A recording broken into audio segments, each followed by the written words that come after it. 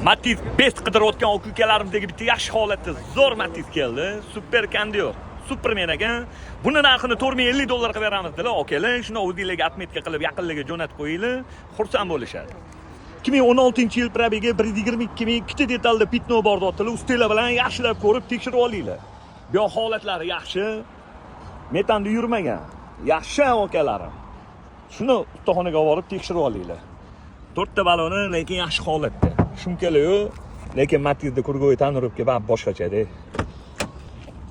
Yaxshi, Radnoyam Zolotoyam yaqinim.